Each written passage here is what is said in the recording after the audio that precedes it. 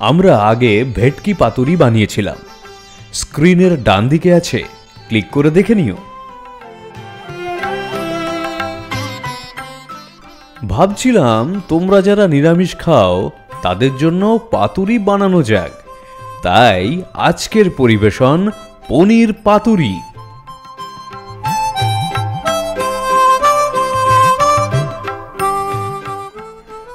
শুরু করব মশলার মিশ্রণ বানানো দিয়ে। তাই একটি পাত্রে সরষে, পোস্ত, নারকেল, কাঁচা লঙ্কা আর আন্দাজ মতো লবণ দিয়ে সরিয়ে রাখব।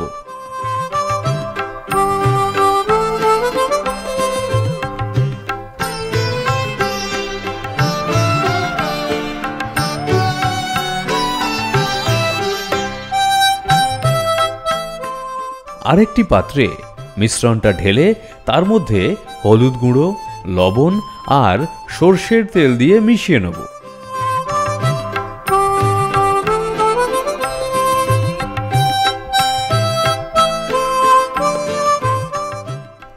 ভেটকি হোক কিংবা পনির পাতুরি, সবেতেই প্রধান উপকরণ হলো সরষের তেল।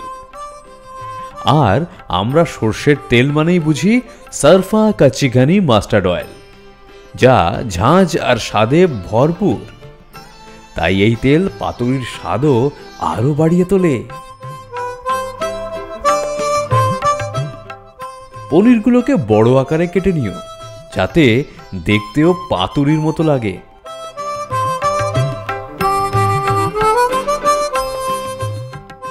পনিরগুলোকে মিশ্রণের সাথে মাখিয়ে নেব।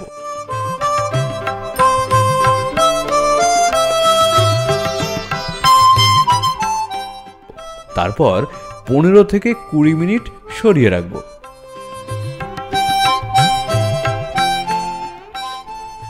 পাতুরির জন্য আমরা বাছাই করা কলা পাতা নিয়ে নিয়েছি।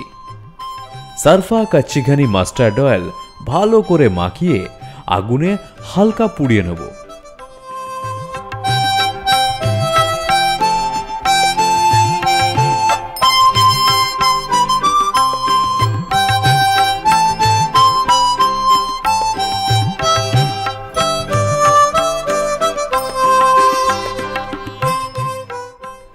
ম্যারিনেট করা পনির কলাপাতার মাঝখানে রেখে স্বাদ বাড়ানোর জন্য অল্প সারফা কাচ্চি ঘানি মাস্টার্ড অয়েল আর একটি কাঁচা লঙ্কা রেখে ভালো করে মুড়িয়ে সাবধানে সুতোর সাহায্যে বেঁধে নেব।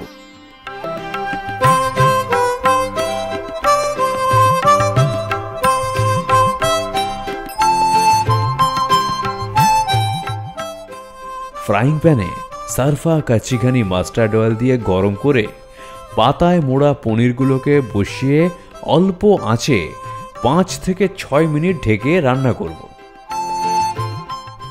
ঢাকনা খুলে অন্য দিকটাও একইভাবে ভেজে নেব।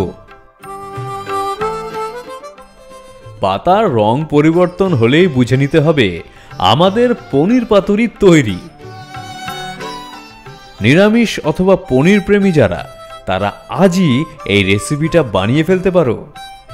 ভেটকি পাতুরি হোক অথবা পনির পাতুরি, ঝাঁঝ আর স্বাদ কিন্তু নিয়ে আসে সারফা কাচ্চি ঘানি মাস্টার্ড অয়েল।